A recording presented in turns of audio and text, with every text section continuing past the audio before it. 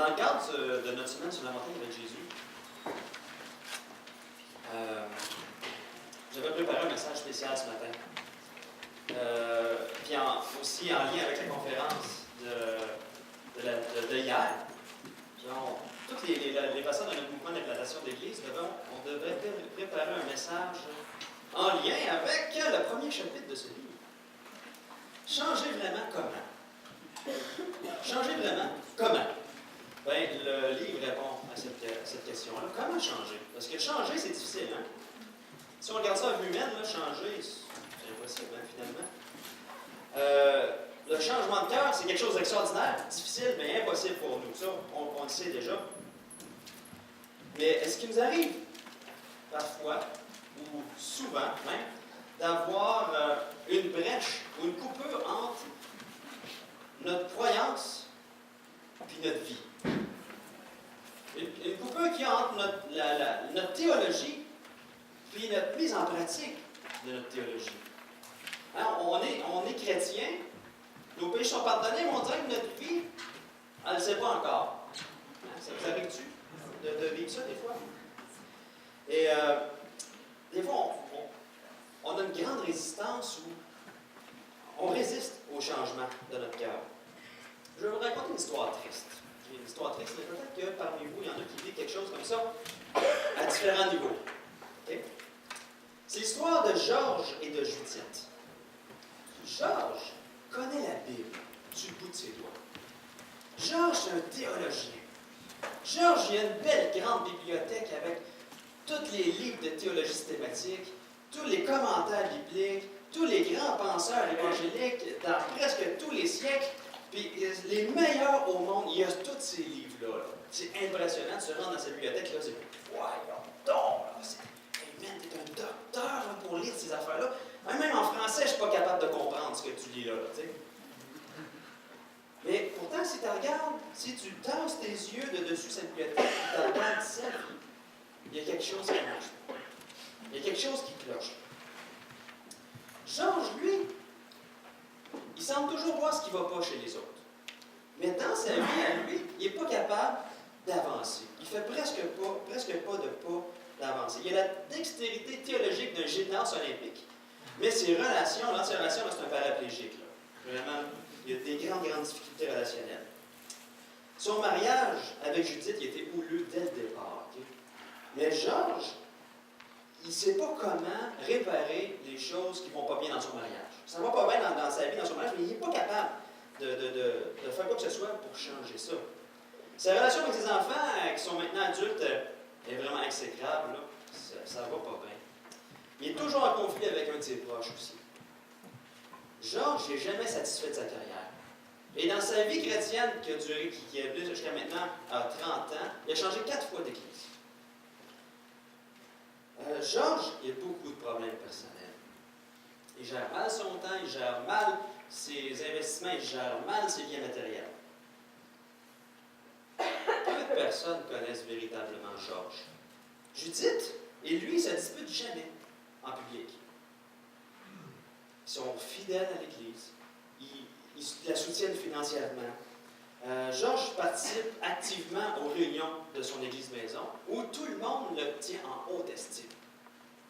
Mais pourtant, dans sa maison, à lui, chez lui, il pète les plombs. Il choque, ça ne va pas bien. Il n'a pas de bonne conversation avec sa femme. Il passe tout son temps devant son ordinateur. Il parle avec sa femme durement. Sa vie n'est pas caractérisée par la joie, l'amour, la grâce. À l'Église, Judith est très frustrée. Parce qu'elle a l'impression que personne voit son mari. Au contraire, tout le monde qui va voir Judith et lui parle de son mari, dit « Hey, ton mari est donc bien bon, ton mari il fait tellement d'affaires et tout ça. » Et avec là, elle serre les poings. Puis, à toutes les fois que quelqu'un lui demande « Hey, tu peux-tu prêcher tel dimanche? » « Ouais, tu peux-tu enseigner tel groupe d'études bibliques? » Et là, elle n'en revient pas. Parce que sa vie est vraiment contraire à ce que lui dit. Mais elle, Judith, a fait tout son possible pour ne pas développer de l'amertume, mais elle n'est pas capable de ne pas développer de l'amertume. Même que des fois, Elle est assise à la table de cuisine tout seul, puis elle se dit, il me semble que je serais mieux sans Georges. Et le couple va pour elle. Plus capable, elle appelle le pasteur, elle dit, fait qu'ils appellent à son bureau, et là, ils écoutent leur histoire. Après avoir écouté leur histoire, ils se disent, mais voyons donc, il y a quoi qui ne marche pas dans leur histoire. Ils ont raconté, il n'y avait rien qui parlait du Seigneur dans leur histoire. Il n'y avait rien qui parlait de Jésus. Ils racontaient une vie chrétienne sans Jésus dans leur histoire. En fait, il y avait un grand fossé, une grande brèche entre la vie chrétienne que l'autre croyait que c'était quoi la vie chrétienne, puis entre leur connaissance de ce que c'est que la vie chrétienne, puis entre leur vie chrétienne qu'ils vivaient. Il y avait vraiment un gros fossé. En fait, Georges et Judith avaient une incompréhension. Il y avait une grande incompréhension dans l'Évangile. Il y avait une grosse brèche dans l'Évangile. C'était comme s'ils vivaient dans une maison avec un gros trou en plein milieu de la cuisine. Puis, il trouvait le trou bien fatigant. Georges, lui, il avait toutes les capacités. Il n'avait pas les capacités, mais il avait toutes les connaissances. Il connaissait par cœur le manuel du bouchage de trous. Mais il n'était pas capable de boucher le trou. Fait que, tout ce qu'ils faisaient, ils ont mis des choses par-dessus, ils ont mis des sortes de patchs pour essayer de combler ça, mais le trou n'est pas complet. Fait qu'elle est frustrée de ce trou-là, mais elle n'est pas capable non plus de le boucher. Elle est capable juste d'être en réaction face au trou. Tout ça à cause d'une incompréhension dans qu'est-ce que c'est que l'Évangile. Puis ce trou-là apporte une incohérence. Deux discours. Un discours entre ce que je crois, une différence entre ce que je crois et ce que je vis. C'est vraiment différent. Et c'est triste, hein? Peut-être que vous êtes ici, ce matin, vous dites, ah, mais je vis ça un peu. On vit ça dans le couple. Ou bien, je vis ça, mais à différents endroits dans ma vie. Je sais que je dois bien gérer mes biens, mais je ne le fais pas bien. Je sais que je dois élever mes enfants selon Dieu, mais je ne le fais pas chez nous. Je sais que je dois être aimable avec mes collègues de travail, puis ça va pas bien, c'est moi la source des conflits bien souvent. Tout ça, ça a vraiment une grande influence dans notre vie, dans nos décisions, dans toute notre vie de tous les jours.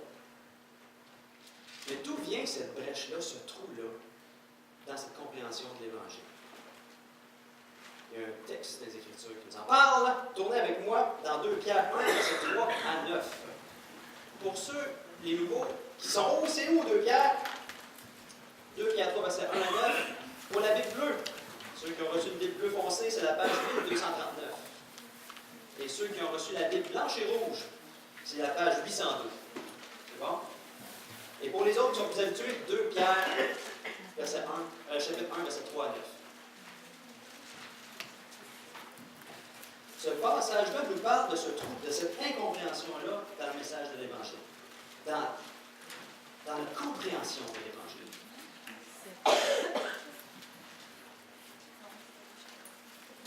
2 Pierre 1, verset 3 à 9.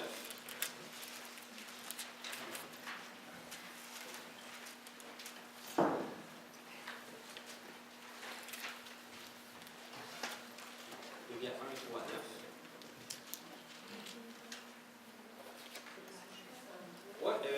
La Bible blanche et bleue, 802. C'est ça. Oui. Bientôt, on va avoir un cours de bibliologie. On va faire. C'est bon. Good. 2 Pierre 1, verset 3 à 9. Comme sa divine puissance nous a donné tout ce qui contribue à la vie et à la vérité, au moyen de la connaissance de celui qui nous a appelés par sa propre gloire et par sa vertu, lesquels nous assurent de sa part les plus grandes, les plus précieuses promesses, afin que par elles, vous deveniez participants de la nature divine, en fuyant la corruption qui existe dans le monde par la convoitise. À cause de cela même, faites tous vos efforts pour joindre à votre foi la vertu la science, à la science la tempérance la patience, à la patience la piété, à la piété l'amour fraternel, à l'amour fraternel la charité. Car si ces choses sont en vous, et y sont avec abondance, et ne vous laisseront pas oisifs ni stériles pour la connaissance de notre Seigneur Jésus-Christ. Mais celui en qui ces choses ne sont pas est aveugle. Il ne voit pas de loin. Il a mis en oubli la purification de ses anciens péchés. Donc ce passage-là nous parle de cette brèche-là. Hein? Le verset 9 nous parle qu'il y a des personnes qui ne portent pas de fruits, qui semblent sauvées, mais qui, tout d'un coup, peut-être qu'il y a eu un changement au début de leur conversion, mais ils ne portent pas de fruits. Ils sont paralysés dans leur avancement. Leur vie ne se caractérise pas par des relations paisibles, par une douce adoration qui vient spontanée, d'être plugué avec Dieu. Okay? Ni par des relations saines, équilibrées avec les choses matérielles, ni par une croissance normale. Vraiment, là, leur croissance spirituelle est bloquée. Au contraire, ils ont des difficultés relationnelles. Ils ont des relations malsaines avec leur bien matériel, puis ils grandissent pas comme ils devraient. Et ça, c'est comme Georges et Judith. Et ça, c'est comme, des fois, s'il y a des domaines de notre vie où, voyons, j'avance pas, bien, c'est comme ça aussi pour ces domaines-là. Okay? Il y a quelque chose qui nous bloque. Mais pourquoi certains chrétiens, ou plusieurs chrétiens sont là? Pourquoi ça arrive des fois d'avoir des temps où, que dans notre vie, on est improductif? Eh bien, le verset 9 nous dit que ceux qui ne vivent pas ces changements-là, c'est parce qu'ils sont aveugles. Ils ont oublié qu'ils ont été purifiés de leurs anciens péchés. Il y a de quoi? Il y a une brèche dans leur vie parce qu'il y a une brèche dans leur compréhension de l'Évangile. Le Seigneur ne nous sauve pas, et oui, le Seigneur nous sauve, mais le Seigneur, ce n'est pas juste le pardon qu'il nous accorde. Il y a quelque chose d'autre aussi. Il veut nous libérer de nos anciens péchés. Ça ne s'arrête pas là, il y a quelque chose. Mais ceux qui n'avancent pas ou ceux qui vivent cette brèche dans leur vie, entre ce qu'ils savent et ce qu'ils croient, c'est qu'il manque cette partie-là dans leur vie. Ils n'ont pas accepté cette partie-là dans leur vie de l'Évangile que le Seigneur veut nous enlever aux anciens péchés. Et juste pour vous expliquer un peu cette brèche-là, ça j'ai oublié de t'en parler, le petit PowerPoint, les brèches. J'ai envoyé cette semaine, mais j'ai oublié de dire c'est un matin que ça se passe. En tout cas, si tu le trouves, tu peux le mettre. Si tu ne le trouves pas, c'est pas grave. Il y a une brèche à matin. Oui, il y a une brèche à matin. Je vais vous la mimer. Une brèche de communication. Le Seigneur nous sauve. Il nous pardonne. Okay, ça, c'est la première étape. Notre pardon passé. Quand on a reconnu qu'on était pécheur, puis qu'on s'est tourné vers Jésus pour le pardon de nos péchés, qu'on a accepté son cadeau, il nous a sauvés. Yes! J'ai le statut de saint. Okay? Je suis justifié. Je n'irai pas en enfer. Fait, si on l'a accepté, si on le croit, si on le prend par la foi. Et ce qui vient avec ça, après ça, c'est notre espérance future. Yes, je vais au ciel. Je vais dans un lieu où il n'y aura plus jamais de deuil, plus jamais de maladie, que les rues vont être pavées en or et tout ça. Un lieu merveilleux dans la présence de Dieu. Yes! Je l'accepte par la foi aussi, je le crois. C'est quelque chose qui va arriver. Entre les deux, c'est là que des fois il peut y avoir une brèche. C'est le ici et maintenant. Qu'est-ce qui se passe? Jésus nous sauve, pas juste pour qu'on aille au ciel, mais il veut nous enlever nos anciens péchés. Et quand il nous manque cette brèche-là dans la compréhension de l'Évangile, que c'est pas juste pour le salut, mais pour toute notre vie, qu'on a besoin de cette grâce-là, mais il ne peut pas y avoir de changement dans notre vie. On ne l'accepte pas, ou bien il y a une brèche, puis on va mettre toutes sortes de mécanismes de défense pour essayer de passer par-dessus le trou. Comme on va voir tantôt, on va parler des différents mécanismes de défense. Oui? Oui? Ah! Merci. À gauche, c'est pas là, à gauche. Il y en a qui disent que j'ai marché trop vite. J'ai pas. Je différencie pas la gauche et la droite. Ah, putain, on va à gauche. Pardon passé. On l'a reçu par la foi. L'espoir futur, on le croit par la foi aussi. Ici et maintenant. Il y a quelque chose, cette brèche-là est vraiment importante. Et c'est ce qui fait que quand on réalise le ici et maintenant, il y a vraiment des changements dans notre vie. Je vais vous expliquer un peu plus tantôt. Et donc, l'Évangile, c'est pas juste, bon, je suis sauvé, hey, j'en parle à tout le monde parce que je veux que vous autres aussi n'aillent pas en enfer. Non, je suis sauvé parce que aussi le Seigneur fait que l'Évangile a un aspect très pratique dans ma vie. L'Évangile va influencer, Jésus va influencer toute ma vie, va influencer mes relations au travail, va influencer ma façon de gérer ma vie, va tout influencer de ma vie, va influencer, des fois, le choix de mon char va influencer la cuisine, la chambre à coucher, va influencer ma relation avec mes enfants. L'Évangile va être concret dans ma vie parce qu'il y a quelque chose de spécial. C'est que, on va voir plus tard.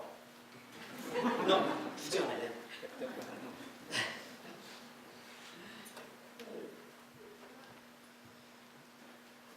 Et quand il y a un fossé entre notre pardon passé et l'espoir futur, on souffre. On souffre d'un aveuglement. Un aveuglement au sujet de nos anciens péchés, mais aussi, ça apporte un aveuglement sur 3 domaines de l'Évangile. Le premier aveuglement, c'est au sujet de notre identité. Quand on oublie le ici et maintenant, on est aveuglé de qui on est vraiment. On n'a pas notre identité. Comme tantôt, Georges, son identité était en fonction, c'était un théologien. C'était 2 maîtrises en théologie, en train de faire son doctorat. Et c'était ça son identité. Et son identité n'était pas sur Jésus. Son identité n'était pas « je suis maintenant un enfant de Dieu avec tous les privilèges que cela me confère ».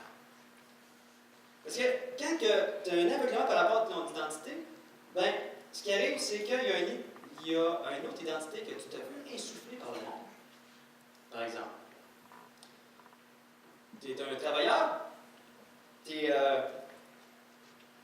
le meilleur des contremaîtres, c'est mon identité. Je suis reconnu comme étant le meilleur des contremaîtres à mon travail. Je suis le meilleur, je suis le balayeur le plus rapide, c'est mon identité. Je suis une secrétaire, je suis un père de famille, Ça, c'est l'identité que souvent les gens, en général, vont dire, l'identité, c'est ce que je fais. Mais en fait, notre identité est en Jésus. Et c'est important qu'on ne soit pas aveugle par rapport à l'identité, parce que si je perds mon emploi, je ne suis plus rien. Je suis découragé. Je ne serai pas capable de gérer cette défaite-là. Où je suis un étudiant, j'ai des échecs. Oh non, là je suis fini, je ne suis plus rien.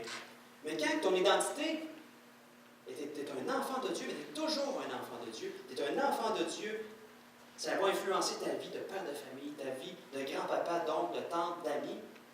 Et peu importe s'il y a des échecs, même ta vie au travail, s'il y a des échecs qui se passent, tu ne perds pas ton identité.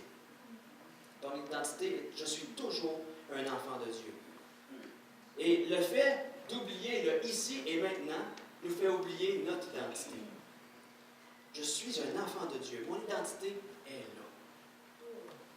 Deuxièmement, ce fossé entre le pardon passé et notre espoir futur nous apporte à avoir un deuxième aveuglement, un aveuglement par rapport à la puissance de Dieu. Et ça, on le voit au verset 3. Comme sa divine puissance nous a donné tout ce qui contribue à la vie et la piété, au moyen de la connaissance de celui qui nous a appelés par sa propre gloire et par sa vertu.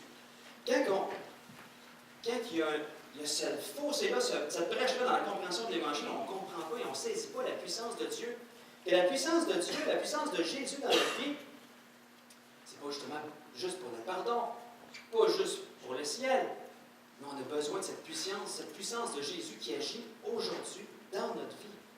Parce que le verset parle que ça nous a tout donné ce qui contribue à la vie et à la piété. S'il avait arrêté juste à la vie, puis il n'aurait pas parlé de la piété, on aurait dit, bon, on nous a tout donné pour ce qui est de la vie éternelle. Hein, c'est plus le fun de parler de notre vie après la mort que de notre vie présentement. Hein? La vie après la mort, il n'y aura plus de combat, mais de notre vie présentement, non. Il nous a donné aussi ce qui est nécessaire à notre piété. Donc, à partir de notre salut, le Seigneur travaille, il nous donne tout par sa puissance, tout ce qui contribue à notre piété aussi. Et c'est quoi la piété? C'est une vie qui honore Dieu. Depuis notre conversion jusqu'à ce que je retrouve le Seigneur Jésus.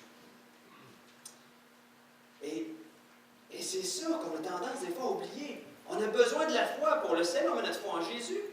Mais on a besoin de la foi continuellement. On a besoin de Jésus continuellement de placer notre foi puis d'accepter par la foi la puissance de Dieu qui agit continuellement dans notre vie. Sinon, on se met des mécanismes, comme on va voir tantôt, pour boucher le trou. Parce que la brèche qui est entre les deux, c'est juste Jésus qui peut la combler. La brèche qu'il y a entre mes croyances et ma mise en pratique, c'est juste Jésus qui peut combler cette brèche-là. Et ce qui fait que je peux la mettre en pratique, c'est que j'ai mis ma foi en la puissance de Jésus qui, lui, transforme mon cœur et lui me fait avancer. Je veux trop sauter plus loin. Non, mon cerveau va trop vite aujourd'hui. Mon cerveau, bon. Je vous parle à mon cerveau. Jésus, Paul, dans Galates 2:20, il dit « Si je vis, ce n'est plus moi qui vis, c'est Christ qui vit en moi. » Paul le vivait, c'est exactement ça. C'est plus moi qui vis, c'est Christ qui vit en moi. Et Jésus, Emmanuel, Dieu avec nous, pas juste dans son ascension qui a vécu sur la terre, il est mort, il est remonté, mais Jésus vit en nous. Emmanuel, Dieu avec nous. Il vit en nous par son esprit.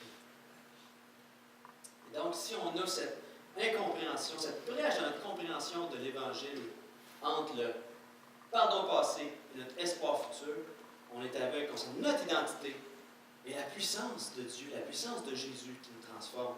Et aussi, on a un autre aveuglement. On a un aveuglement concernant le processus de Dieu. L'abandon de nos péchés passés. Verset 9. Donc, il y a un processus que Dieu veut faire dans notre vie. Et on a tendance à l'oublier quand on a cette brèche-là dans la compréhension de l'Évangile. Dieu veut nous transformer. Jésus nous accueille dans sa famille, mais ça ne s'arrête pas là. Il nous travaille. Et ça, c'est les versets 4 à 8. Je vous lis ça. Lesquels nous assurent de sa part, c'est cette puissance-là, la puissance de Dieu, là, lesquels, c'est la puissance de Dieu nous assure, la puissance de Dieu nous assure de sa part les plus grandes, les plus précieuses promesses, afin que par elle vous deveniez participants de la nature divine, en fuyant la corruption qui existe dans le monde par la convoitise. Il veut nous amener à fuir la corruption. Et c'est la puissance de Dieu qui nous amène là. Et verset 5, à cause de cela même, faites tous vos efforts. Faites tous vos efforts, c'est dans le sens de hâtez-vous, profitez de cette puissance-là. Pour joindre à votre foi la bonté. À la bonté, la connaissance. À la connaissance, la maîtrise de soi. À la maîtrise de soi, la patience. À la patience, la piété. À la piété, l'amitié fraternelle. Et à l'amitié fraternelle, l'amour. Car si ces choses sont en vous, ils sont avec abondance, elles ne vous laisseront pas oisifs, en train de niaiser, ni stériles, porte pas de fruits, pour la connaissance de notre Seigneur Jésus-Christ. Pour la connaissance de notre Seigneur Jésus-Christ, c'est vraiment l'expérience. C'est connaître Dieu d'une manière expérimentale. Connaître Jésus d'une manière expérimentale. C'est pas juste mentalement. J'ai expérimenté Jésus. C'est pas une expérience spirituelle, là, non.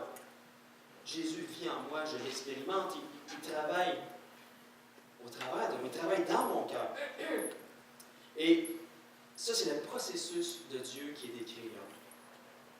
Il nous poigne, il nous sauve, il nous travaille, il nous amène à mettre en pratique la parole, il nous amène dans ce changement de vie concret, jusque dans l'éternité. Pour l'éternité. C'est une puissance, c'est le processus normal qui agit par la puissance de Dieu, tout simplement.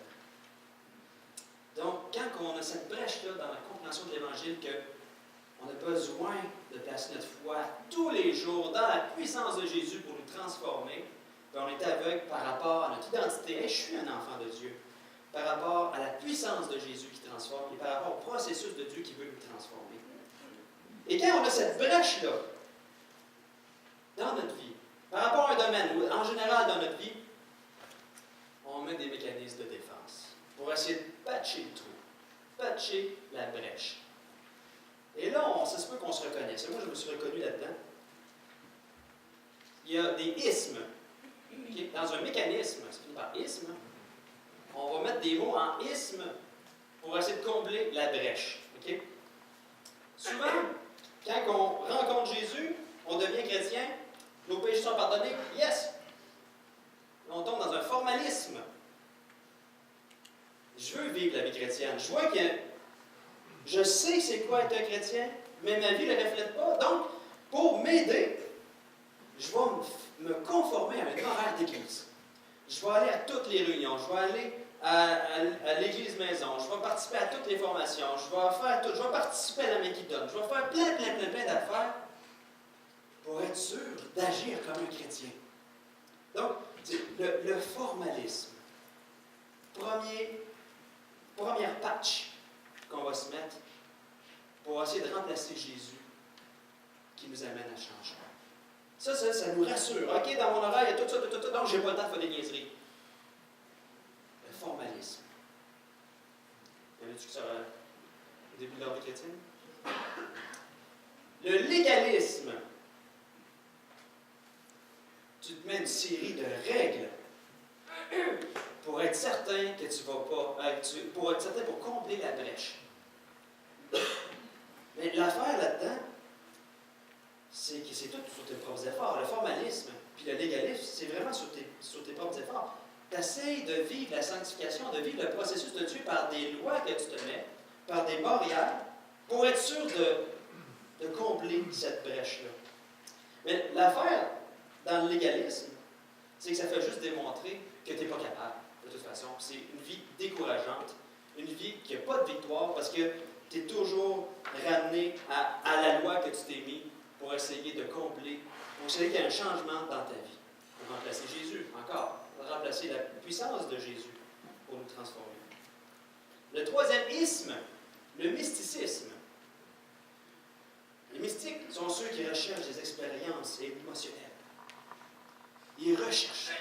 Oh, quand je me sens comme ça, je suis près de Dieu, donc je n'ai pas le goût de pécher. Alors, fait que là, eux autres, ils font juste rechercher des expériences émotionnelles. Donc, eux autres, bien souvent, ils ont de la difficulté à s'intégrer dans une église parce qu'ils veulent rechercher une autre expérience. Ah, et là, quand ils sont remplis de cette expérience-là, ils disent waouh, ça va bien. Sauf que quand ils se dégonflent, ils reviennent au point de départ. Fait il faut les gonfler tout le temps. Ils vivent une expérience. Là, ils reviennent. Le mysticisme, c'est comme la drogue pour les chrétiens. Quand tu te réveilles, tu es aussi triste que la veille. C'est la même chose. Les vraies expériences, les vraies émotions que ça nous fait vivre, c'est quand que par sa grâce, par sa puissance, il nous révèle quelque chose dans notre cœur. Puis là, tu te dis, ah oui Seigneur, ôte-moi ça. Puis il le fait. Tu es libéré de ça. Puis là, tu vis vraiment une joie qui se continue. Puis c'est pas juste, ah oui, je suis proche de Dieu, mais là, après ça, j'en reviens toujours au point de départ. Non, il y a un avancement. Et c'est là les vraies émotions qui rentrent. Les vraies émotions qui arrivent. De voir Dieu agir. Mysticisme. Un autre isme, l'activisme. Ça, ce sont ceux-là qui vont militer contre tout. Là. Hein, tuer pas les phoques en Alaska, l'avortement. Leur but, c'est toutes des bonnes choses. De ne pas. Je ne vais pas dire que l'avortement c'est correct, là. Je suis en train de dire ça. Mais leur but, c'est d'essayer de changer la société pour être sûr qu'ils ne seront plus tentés par rien. Au lieu de combattre ce qui se passe dans leur cœur, puis de laisser Dieu agir dans leur cœur pour les amener à être parmi le monde, tout en ne tombant pas dans le monde, ils essayent de changer la société pour qu'elle devienne bonne. Comme ça, je ne vais pas tomber dans le péché. Et c'est le jour sauveur. C'est encore une patch qui remplace Jésus dans notre cœur. Et quand Jésus transforme ton cœur, puis qu'il te travaille, bien là, tu gagnes une personne, une à la fois. Puis le Seigneur va changer le cœur des personnes, puis la société va devenir meilleure, mais ce ne sera pas de ta faute, ça va de la faute de Jésus. C'est l'inverse qui se passe. C'est pas combattre le mal au bon endroit. Un autre isme, le biblicisme. Un peu comme Georges. Le bibliciste, lui, il collectionne les diplômes en théologie. Il étudie constamment. Il veut avoir la plus grande connaissance de la parole de Dieu, des Écritures, pour s'assurer d'une théologie. Sauf que l'affaire, c'est que plus tu en connais, plus tu en sais, plus tu sais que tu n'es pas correct. Fait d'un côté, ça monte, mais de l'autre côté, tu es de plus en plus triste et tu es de plus en plus écrasé.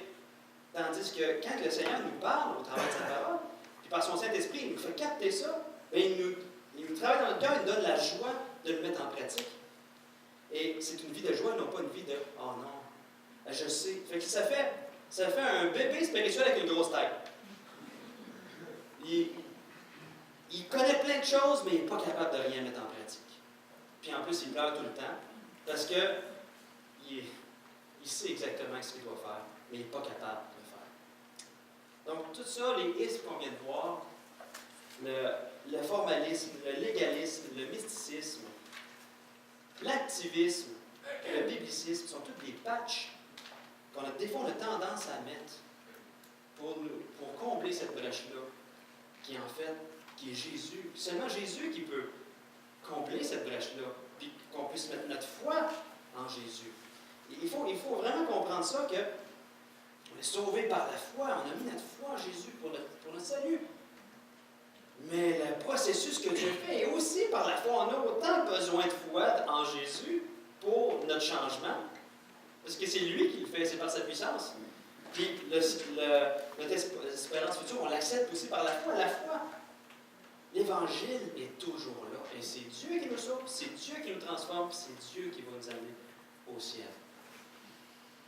On ne peut pas dire, bon, je suis sauvé, ça s'arrête là.